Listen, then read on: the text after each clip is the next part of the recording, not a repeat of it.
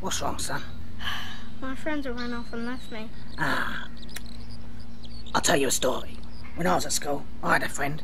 We were never apart. We argued, though. Argued all the time. Then we grew up and went our separate ways. God, he got on my nerves. Couldn't stand the kid. How the hell's that meant to make me feel better? I said I'd tell you a story, not make you feel better. That's your problem, see? Don't listen. That's probably why your friends ran off and left you.